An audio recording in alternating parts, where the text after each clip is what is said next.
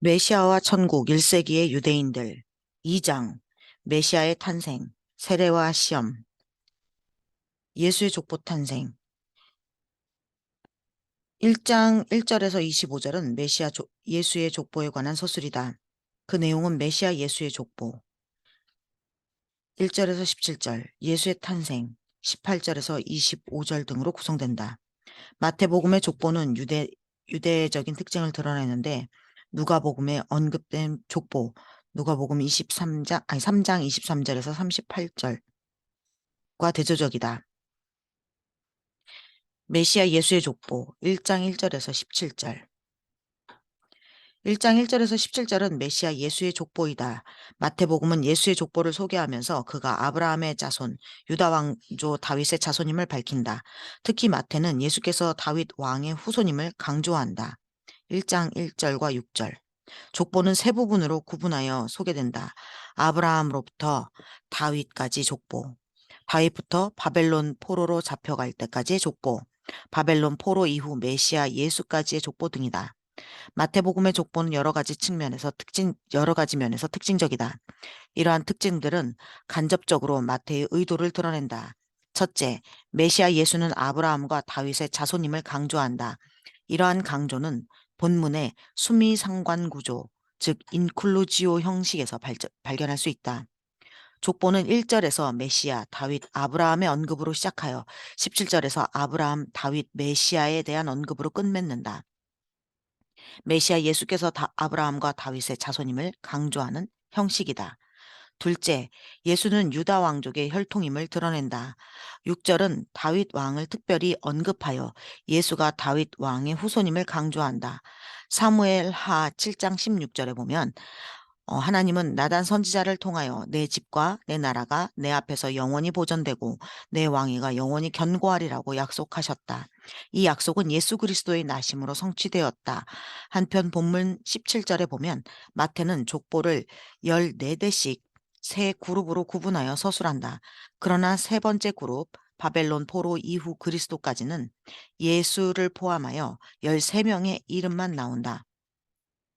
그리고 마태가 기록한 족보를 역대상 3장 10절에서 17절에 서술된 족보와 비교해 보면 전자에는 요람과 우시아 사이의 세 왕, 아하시아, 요아스, 아마샤의 이름이 누락되었다. 8절에서 9절에 나오는 우시아는 역대상 3장 12절에 나오는 아사랴와 같은 인물이다. 결국 마태의 족보는 왕의 수에 근거하여 14대씩 구분하지 않는다. 다윗 왕조의 멸망과 회복에 초점을 맞춘 마태의 의도를 반영한다. 셋째, 마태복음의 족보에는 여인들이 등장한다. 이 족보에는 다말, 창세기 38장, 라합, 여호수아서 2장과 6장, 룻, 룻기 1장에서 4장, 우리아의 아내, 사무엘하 11장에서 12장, 마리아, 누가복음 1장이 나온다. 다말은 가나안의 여인으로 그녀의 시아버지와 동침하였다. 라합은 여리고 사람으로 기생이었고 룻은 모압 여인이었다. 우리아의 아내 바세바는 헷 여인으로 추정되는데 그녀는 다윗 왕과 불륜을 행한 여인이었다. 족보에 등장한 여인들은 두 가지 측면에서 주목하게 된다. 우선 마리아를 제외한 여인들은 이방인 여인이라는 것이다. 이것은 하나님의 백성이 유대인이라는 민족적 혈통에 제한되지 않을 것임을 시사한다. 그리고 족보에 언급된 여인들의 배후엔 죽음의 그림자가 짙게 드리운다. 예수를 잉태한 마리아조차도 약혼한 상태에서 임신하였으므로 그 당시 유대인의 관습에 따르면 돌로 쳐 죽임을 당할 상황이다. 결국 족보에 나오는 여인들은 예수 그리스도로 말미암는 생명의 역사를 예견케 한다. 요셉에게 마리아의 잉태를 알린 천사의 메시지는 예수가 자기 백성을 그들의 죄에서 구원할 자라는 것이었다. 넷째, 족보는 예수께서 성령에 의하여 잉태되었음을 시사한다. 족보에서 예수 이전에 기록된 모든 사람은 부종, 과거, 능동태, 에겐네센, 으로 표현되는데 16절에 오직 예수만 신적 수동태 에겐네세 나셨다로 표현된다. 예수는 요셉이 낳은 것이 아니라 성령에 의해 잉태되었고 단지 마리아의 몸을 통해 나셨음을 뜻한다. 마태는 예수 탄생 기사에서 예수께서 성령으로 잉태된 것을 강조하여 언급한다.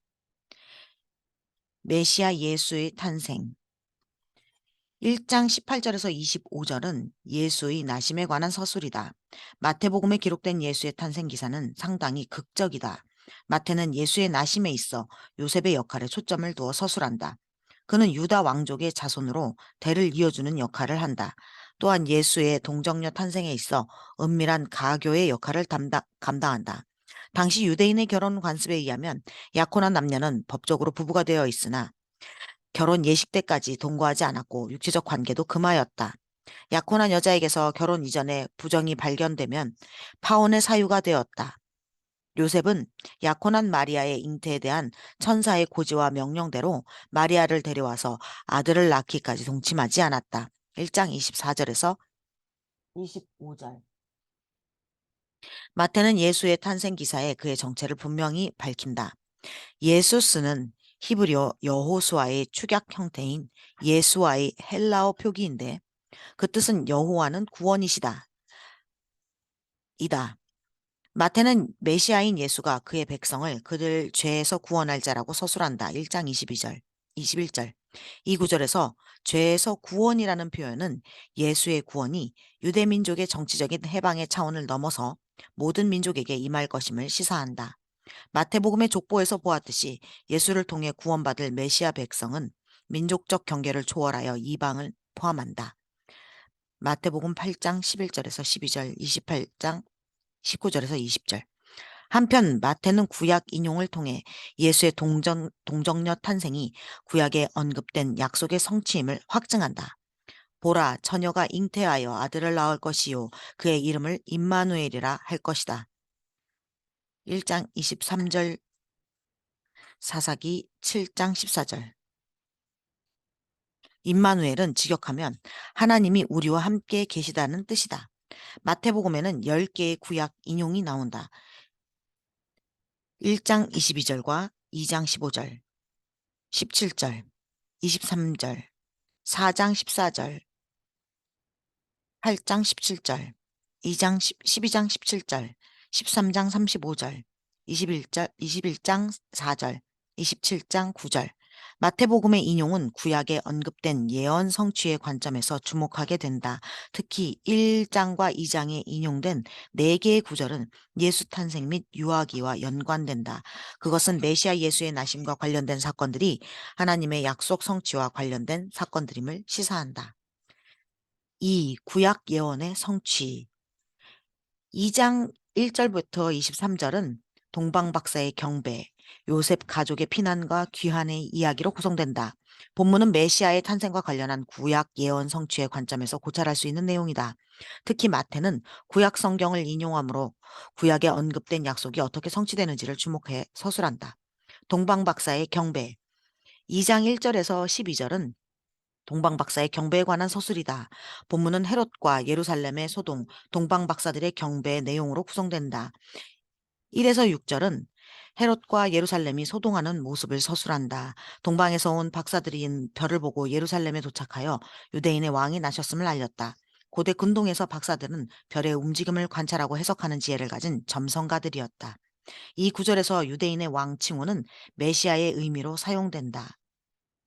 예수의 순환 기사에서도 총독 빌라도, 총독의 군병들 그리고 유대의 종교 지도자들이 예수를 조롱하면서 이 칭호를 사용한 것과 산뭇 다르다. 십자가에 달리신 예수의 머리 위에 유대인의 왕이라는 죄명을 쓴 패가 붙어 있었다. 동방 박사들이 소식에 헤롯 왕과 예루살렘이 소동하였다. 헤롯 왕은 주전 40년부터 주전 4년까지 유대인의 왕으로 유대를 통치하였다. 그는 모든 대제사장과 서기관들을 불러서 메시아의 탄생지에 관하여 물었다. 그들은 미가서 5장 2절의 예언에 근거하여 베들레헴이라고 답하였다. 7절에서 12절은 동방박사의 경배에 관한 서술이다. 동방박사들은 아기 예수를 찾아가 경배하며 황금과 유향과 몰약을 드렸다. 구약에서 이 예물들은 왕에게 드려진 것들이다. 유대인의 왕이 나셨다는 소식에 헤롯 왕은 초조한 모습을 감추지 못하였다. 그는 아기 예수를 죽이려고 베들레헴과 그 주변에서 태어난 2살 이하 사내 아이를 죽이도록 명하였다. 동방 박사들은 꿈에 헤롯에게 돌아가지 말라는 하나님의 지시를 받고 고국으로 돌아가게 된다. 요셉 가족의 피난과 귀환. 2장 13에서 23절은 요셉 가족의 피난과 귀환에 관한 내용이다. 헤롯 왕의 아기 예수 살해 위협으로 요셉 가족은 애굽으로 피난을 떠났다. 헤롯이 죽은 후 요셉은 애굽에서 이스라엘 땅으로 귀환하였다. 13에서 15절은 요셉 가족의 애굽 피난에 관한 서술이다. 주의 천사의 지시에 따라 요셉은 아기 예수와 마리아를 데리고 애굽으로 떠나 거기에 머물렀다. 15절은 호세아 11장 1절의 인용이다. 애굽으로부터 내 아들을 불러냈다. 마태는 아기 예수의 애굽 피난 사건을 구약 이스라엘 백성의 출애굽과 연결한다. 출애굽기 4장 22절 23절, 민수기 23장 22절, 24장 8절, 16에서 18절은 헤롯의 사내아이 살해와 관련된 내용이다. 헤롯은 베들레헴과 그 가까운 지역에 사는 2살 이하의 사내아이를 모두 모조리 죽였다. 18절은 예레미야 31장 15절의 인용이다. 라마에서 라헬의 통곡은 베들레헴에서 자식을 잃은 어머니들의 통곡과 비교된다. 창세기 35장 19절. 그러나 인용 구절은 원문 문맥에서 잃어버린 자녀들의 돌아옴으로 인한 미래의 소망을 확신시킨다. 19절에서 21절은 요셉 가족의 이스라엘 땅으로의 귀환을 서술한다. 헤롯이 죽은 후에 요셉 가족은 주의 천사의 지시대로 애굽에서 이스라엘 땅으로 돌아갔다. 20절은 출애굽기 4장 19절을 반영한다. 여호와께서 미디안에 피신하였던 모세에게 그의 목숨을 찾던 자들이 다 죽었으므로 애굽으로 돌아가라고 명령하셨다. 22절에서 23절은 요셉 가족이 갈릴리 나사렛으로 이주한 내용이다. 헤롯 아켈라오는 주전 4년부터 주후 6년까지 아버지 헤롯 왕을 이어서 유대 사마리아 이두메를 다스렸다. 요셉 가족은 두려워하여 갈릴리 나사렛으로 가서 정착하였다. 23절은 예수께서 나사렛 사람으로 칭함받게 된 일이 선지자의 예언의 성취라고 언급한다. 구약의 나사렛 사람이라 칭하리라 하는 예언은 직접적으로 나오지 않는다. 본절에서 선지자들이 복수로 언급되고 나사렛이 경멸적으로 사용된 점을 보면 이 표현은 구약에서 멸시당하는 메시아에 관한 선지자들의 예언과 관련하여 이해할 수 있다. 2장에 언급된 예수의 유아기 사건들은 새 출애굽 모티브의 관점에서 고찰할 수 있다. 프란스는 예수를 새 모세로 칭한다. 마태는 구약 이스라엘 백성이 모세의 인도에 따라 애굽 땅에서 탈출하였듯이 새 모세인 예수의 인도에 따라 메시아 백성의 새 역사가 전개될 것을 암시한다. 3. 세례 요한의 예비와 예수의 세례 받으심. 3장 1절에서 17절은 메시아 예수의 사역을 위한 예비와 관련한 서술이다. 본문은 세례 요한의 예비, 세례를 받으신 후 예수의 내용으로 구성된다. 세례 요한의 예비. 3장 1절에서 12절은 세례 요한의 사역을 소개한다.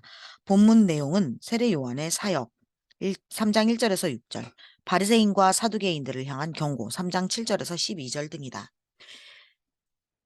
1절에서 6절은 세례 요한의 예비적인 사역에 관한 서술이다. 2절은 세례 요한이 선포한 메시지이다. 회개하라, 천국이 가까이 왔다. 이것은 예수의 공적 사역에서 첫 메시지와 같다. 4장 17절. 3절은 이사야 40장 3절의 인용이다. 세례 요한은 주께서 오실 길을 곧게 준비하는 자로 묘사된다. 4절은 세례 요한의 모습에 대한 묘사이다. 그는 낙타 털옷을 입고 허리에 가죽띠를 띄었다라고 묘사한다. 이러한 묘사는 구약의 엘리야를 연상케 한다. 7절 12절은 세례 요한의 경계에 관한 서술이다. 그는 많은 바리새인과 사두개인이 자기에게 오는 것을 보고 그들에게 하나님의 임박한 진노를 선포하였다. 요한은 그들을 독사의 자식 12장 34절, 23장 33절, 창세기 3장 15절로 지칭한다.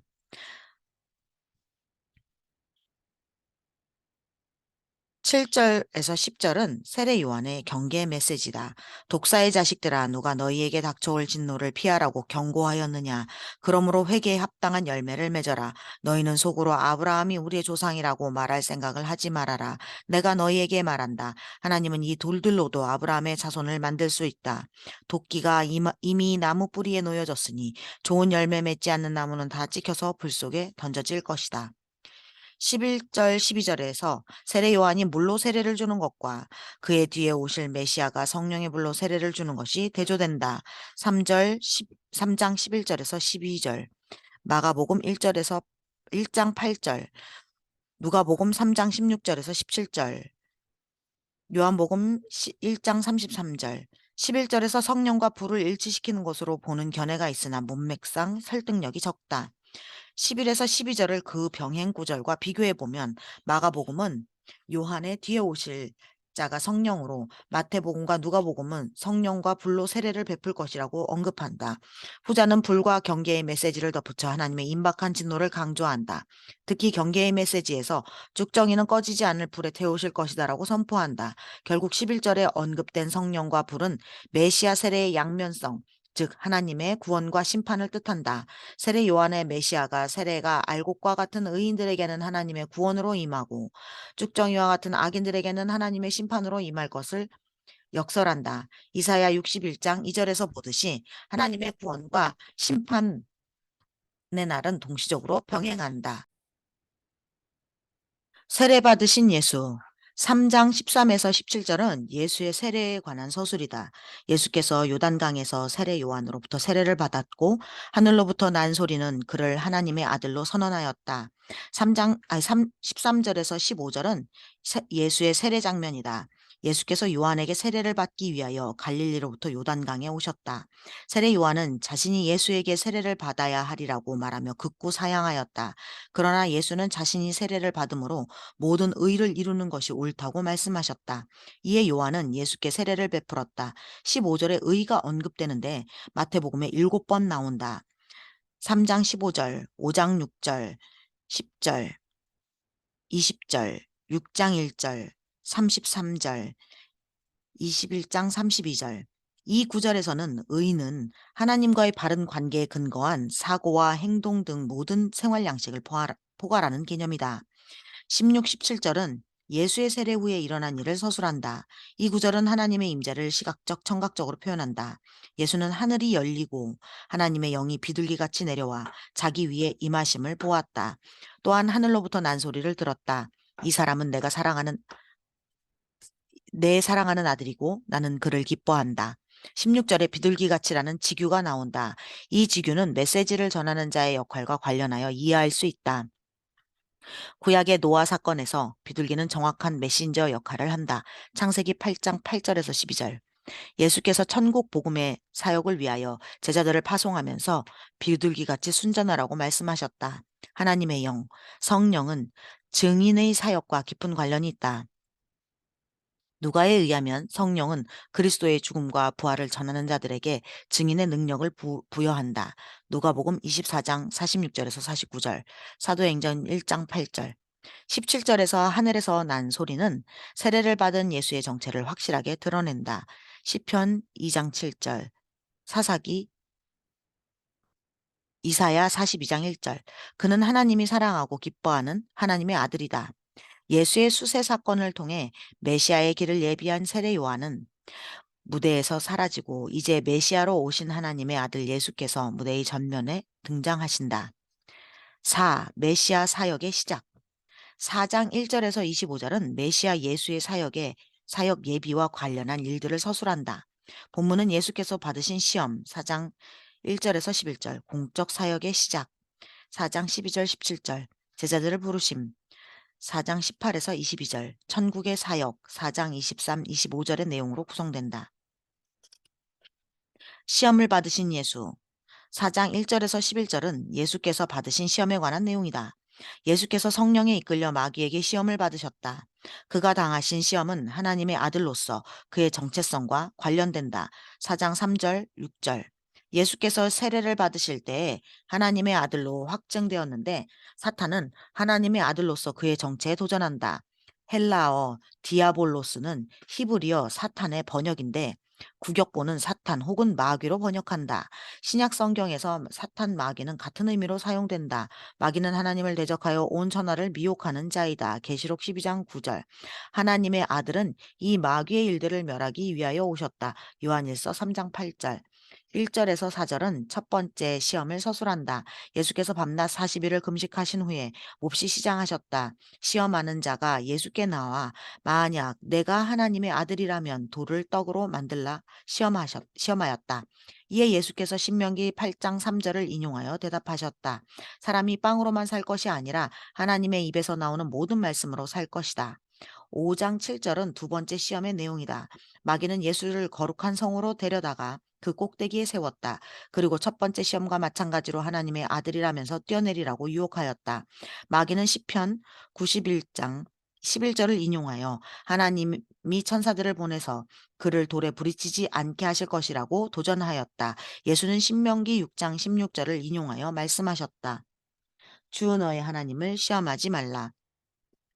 8절에서 11절은 세 번째 시험과 관련한 서술이다.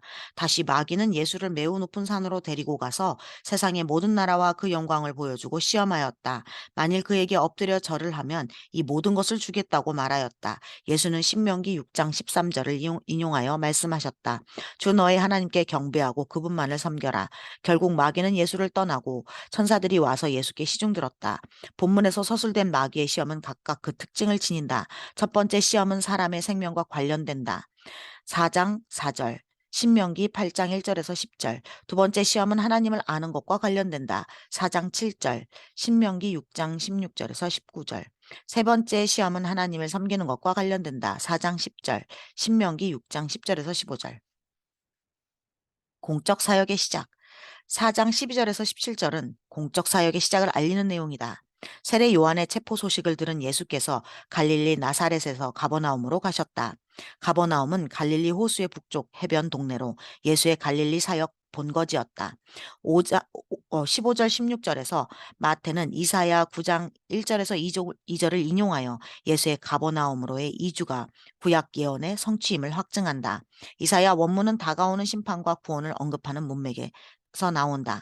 이 구절은 이방의 갈릴리를 언급하므로 예수의 사역이 이방인의 구원을 포함할 것을 시사한다. 이제 어둠 속에서 헤매던 백성에게 빛이 비치게 되었다. 하나님이 보내신 메시아가 오셨고 그의 나라가 임하였는데 이방인들도 그 나라의 백성이 될 것이다. 17절에 이때로부터 예수께서 뭐뭐 하기 시작하셨다라는 표현이 나온다. 본절과 마태복음 16장 21절에 나오는 이 표현은 획기적인 전환을 뜻한다. 마태는 예수 사역의 시작 부분과 예수의 죽음과 부활을 알리는 부분에서 이 표현을 사용한다. 예수의 첫 메시지는 회개하라 천국이 가까이 왔다는 라는 것이다. 이 메시지는 세례 요한이 선포한 메시지와 같다. 3장 2절. 제자들의 선택. 4장 18에서 22절은 제자들의 선택과 관련된 내용이다. 마태는 메시아 예수께서 제자들을 부르신 사건을 극적으로 묘사한다. 예수께서 갈릴리 해변을 걸어가시다가 고기 잡는 어부 베드로와 안드레를 보고 말씀하셨다. 나를 따라오너라. 내가 너희를 사람들을 낚는 어부로 만들 것이다. 이에 그들은 곧 그물을 버려두고 예수를 따라갔다. 세베대의 아들 야고보와 요한도 메시아 예수의 부르심에 즉시 배와 아버지를 버려두고 예수를 따랐다. 4장 21절 22절. 본문은 메시아의 부르심에 응답한 어부들의 극적인 삶의 전환을 보여준다. 이 구절은 메시아와 천국의 임함이라는 대전환기. 마태복음 9장 17절에 천국을 위한 회개의 참 모습은 어떠해야 하는지를 잘 묘사한다. 베드로와 안드레는 예수를 따라가려고 그물을 버렸다. 어부였던 그들에게 그물이 어떤 의미였는가 생각해보자. 그물은 그들의 생계수단이고 그들의 인생의 이력과 같은 것이었다. 그들은 그 소중한 것들을 버리고 메시아 예수를 따랐다. 야고보와 요한은 그들의 배와 아버지를 버렸다. 아버지로부터 가업을 잇고자 경영 수업을 받던 야고보 형제가 사업 미천인 배와 아버지의 기대마저 저버리고 예수를 따랐던 모습을 상상해보자. 갈릴리 어부들은 메시아를 따르기 위하여 그들의 삶에서 가장 중요한 것을 포기하였다. 마태복음 19장 27절, 누가복음 5장 11절. 이 구절에 나오는 어부들은 아버지의 장례를 치르거나 가족과 작별을 한 후에 예수를 따르겠다고 한 사람들과 대조된다. 누가복음 9장 59절 62절. 메시아의 천국 사역. 4장 23에서 25절은 메시아 예수의 사역을 총체적으로 요약한다. 예수께서 갈릴리 전 지역을 다니며 사역하셨다. 예수는 유대인의 회당에서 가르치시고 하나님 나라의 메시지를 선포하고 백성 중에서 병든 자들과 허역한 자들을 고쳐주셨다. 이 요약적인 진술은 마태복음 9장 35절에 다시 나오는데 메시아 예수의 사역을 가르치는 사역, 전파하는 사역, 치료하는 사역으로 묘사한다. 특히 마태는 메시아 예수의 치료하는 사역을 반복적으로 언급한다. 8장 16절, 12장 15절, 14장 35절 36절, 15장 30절 31절, 19장 1절에서 2절,